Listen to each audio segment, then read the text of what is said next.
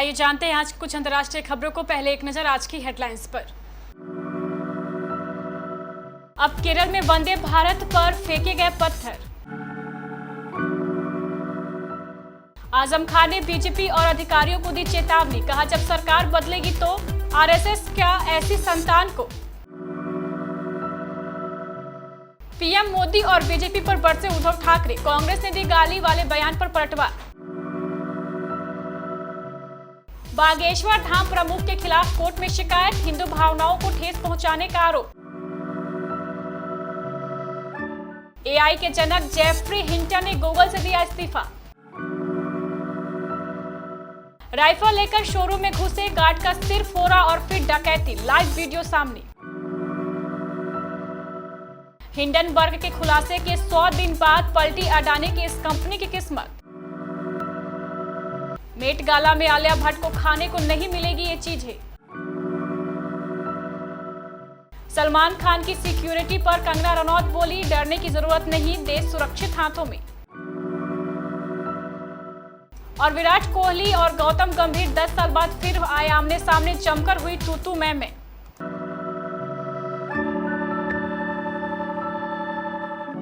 भारतीय रेलवे की जिस ट्रेन को पीएम मोदी ने बीते दिनों केरल में हरी झंडी दिखाई थी, उसके साथ बड़ा हादसा होने से टल गया है। दरअसल केरल की पहली वंदे भारत ट्रेन जब अपने गंतव्य स्थान जा रही थी, तब इस पर तिरुनावाया और तिरूर के बीच पथराव किया गया, जिससे कोच के शीशे टूट गए थे। इस पथराव की वजह से कोच के शीशे टूट गए। हालांकि इस पथराव से किसी भी यात्री के हताहत होने की खबर नहीं है। वंदे भारत पर हुआ यह पथराव देश में हुआ पहला पथराव नहीं है। असामाजिक तत्व इससे पहले भी भारतीय रेलवे की इस महत्वाकांक्षी ट्रेन पर पथराव कर चुके हैं। समाजवादी पार्टी के वरिष्ठ नेता और पूर्व मंत्री आजम खान ने सोमवार को तल्ख लहजे में सत्तारूढ़ बीजेपी और अधिकारियों को चेतावनी देते हुए कहा कि जो कुछ इस सरकार में जुल्म हुए हैं, अगली सरकार इससे भी लंबी लकीर खींचेगी।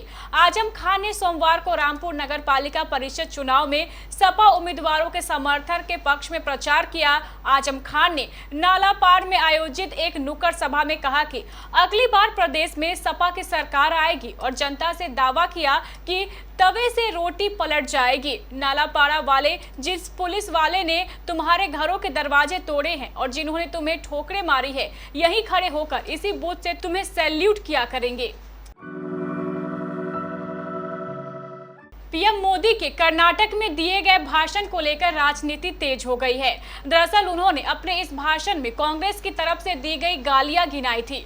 इस पर अब कांग्रेस के तमाम नेताओं के बाद शिवसेना के उद्धव ठाकरे ने भी पलटवार किया है। उन्होंने पीएम के इस बयान का जवाब देते हुए कहा कि प्रधानमंत्री और उनकी टीम के पास गालियां गिनाने का समय है, लेकिन उनकी पार्टी के लोग उन्हें और उनके बेटे आदित्य को रोज गालियां दे रहे हैं। दरअसल प्रधानमंत्री नरेंद्र मोदी ने उनको दी गई गालियां गिनाते हुए कहा था कि अब तक 91 बार कांग्रेस के नेता उनको गाली दे चुके हैं। इस पर ठाकरे ने आगे कहा है कि बीजेपी के नेता लगातार अभद्र भाषा का इस्तेमाल कर रहे हैं। पीएम उन्हें क्यों नहीं रोक रहे हैं? हम उन्हें उन्हीं की भाषा में जवाब देंगे। बिहार के मुजफ्फरपुर स्थित एक अदालत में बागेश्वर धाम के प्रमुख धीरेन्द्र शास्त्री के खिलाफ सोमवार को एक शिकायत दायर की गई। अर्जी में कहा गया है कि शास्त्री ने खुद को कथित तौर पर हनुमान का अवतार बताकर हिंदुओं की भावनाओं को ठेस पहुंचाया है। मुजफ्फरपुर के अतिरिक्त मुख्य न्यायिक दंडाधिकारी की अदालत में स्थानीय अधिवक्ता सूरज कुमार ने शिकायत दायर की है। याचिका में दावा किया गया है कि धीरेन्द्र ने 24 अप्रैल को राजस्थान में एक सभा में भगवान हनुमान का अवतार होने का दावा किया था। आर्टिफिशियल इंटेलिजेंस के जनक माने जाने वाले जेफरी हिंटन ने गूगल से इस्तीफा दे दिया है। गॉडफादर ऑफ एआई कहे जाने वाले हिंटन ने सोमवार को गूगल छोड़ने की पुष्टि की। उन्होंने कहा है कि जिन तकनीकी को विकसित करने में मदद की, उसके खतरे को लेकर आगाह करते हुए उन्होंने पिछले सप्ताह गूगल में अपने पद से इस्तीफा दे दिया। जेफरी हिंटन ने आर्टिफिशियल इंटेलिजेंस के विकास में महत्वपूर्ण भूमिका निभाई है। एआई आधारित कई प्रोडक्ट को विकसित करने में हिंटन की अग्रणी भूमिका रही। उन्होंने गूगल के एआई विकसित करने के प्रोजेक्ट के लिए 1 दशक तक काम किया, लेकिन उन्हें प्रौद्योगिकी और इसे आगे बढ़ाने में अपनी भूमिका के बारे में चिंता सता रही थी।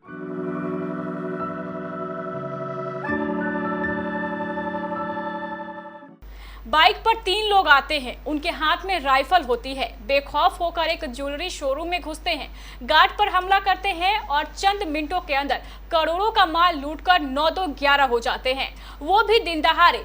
फिल्मी स्टाइल में डकैती की यह घटना फ्रांस की राजधानी पेरिस से सामने आई है। घटना का वीडियो सोशल मीडिया पर वायरल हो रहा है। मिरर यूके की रिपोर्ट के अनुसार हथियारबंद लुटेरों ने पेरिस के न्याय मंत्रालय के ऑफिस के बगल में स्थित बुल्गारी स्टोर से लाखों पाउंड मूल्य की ज्वेलरी की लूट की है। वीडियो में दिखाया जा सकता है कि कैसे 3 बदमाशों ने इस वारदात को दिन के उजाले में अंजाम दिया। अडानी ग्रुप की company Adani green energy limited ने मार्च की तिमाही के अपने नतीजे जारी कर दिए हैं। जबरदस्त रेवेन्यू के दम पर 31 मार्च 2023 को समाप्त तिमाही में कंपनी का कंसोल्टेंट मुनाफा 319% उछलकर 507 करोड़ रुपए पर पहुंच गया है। इससे पहले की समान अवधि में कंपनी का मुनाफा 121 करोड़ रुपए दर्ज किया गया था। Q4 FY22 में अडानी ग्रीन की कुल इनकम 1587 करोड़ रुपए की तुलना में Q4 FY23 में 88% बढ़कर 2998 करोड़ रुपए हो गई है। मेट गाला, जिसे फैशन बिगेस्ट नाइट आउट कहा जाता है, 1 मई 2023 को आयोजित हुई। इस बार की थीम मशहूर और दिग्गज फैशन डिजाइनर कार्ल लेगरफेल्ड को समर्पित की गई है। थीम का नाम Karl Lagerfeld a life of beauty है। इस बार के मेट गाला में बॉलीवुड एक्ट्रेस आलिया भट्ट भी शरीक होती नजर आ रही है, जिस वजह से भारतीयों में इस इवेंट को लेकर ज्यादा उत्सुकता भी दिखाई दे रही है। वैसे तो मेट गाला से जुड़ी कई रोचक बातें हैं, लेकिन हम आपको आज बताने जा रहे हैं वहां परोसे जाने वाले खाने के बारे में।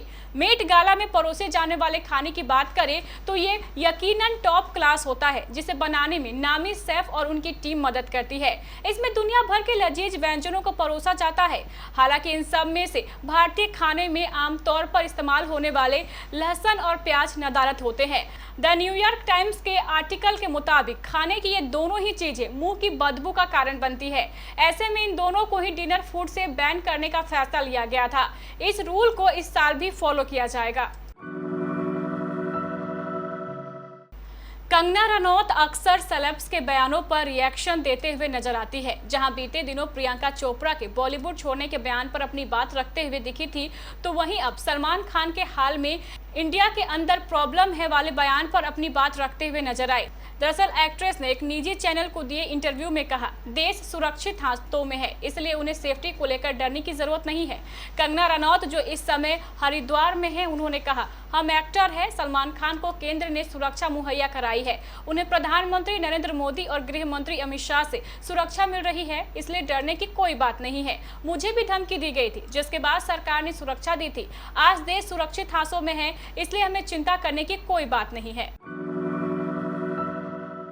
लखनऊ के अटल बिहारी वाजपेयी स्टेडियम में मेजबान लखनऊ सुपर जायंट्स और रॉयल चैलेंजर्स बेंगलुरु के बीच खेले गए मुकाबले के दौरान विराट कोहली और गौतम गंभीर के बीच एक दशक से शांत पड़ा विवाद एक बार फिर सामने आ गया। दिल्ली के यह दोनों लड़के मैच के बाद आपस में उलझते हुए नजर आए। जिस किसी ने भी दोनों की यह भिड़ंत देखी, उसके जहन में साल 2013 का वो विवाद निश्चित तौर पर ताजा हो गया होगा, जब आखिरी बार विराट और गंभीर की मैदान पर भिड़ंत हुई थी। बेंगलुरु की टीम लखनऊ को उन्हीं के घर पर 18 रन से इस मैच में हराने में सफल रही। इससे पहले दोनों के बीच इसी सीजन आखिरी मुकाबला बेंगलुरु में हुआ था। तब हाई स्कोरिंग मैच में लखनऊ ने बेंगलुरु को उन्हीं के घर पर मात दी थी।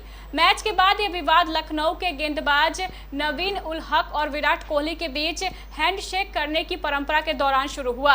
अफगानिस्तान के गेंदबाज ने विराट से कुछ कहा, जिसके बाद दोनों के बीच बहस शुरू हो गई। उस वक्त जैसे तैसे यह मामला शांत हो गया। कुछ देर के बाद लखनऊ के ओपनर कलाई मेयर्स विराट के साथ चलते हुए कैमरे में कैद हुए। विराट और मेयर्स के बीच भी विवाद बढ़ता नजर आया। गौतम गंभीर अपने ओपनर को वहां से ले गए, लेकिन दोनों के बीच कुछ देर के बाद विवाद शुरू हो गया।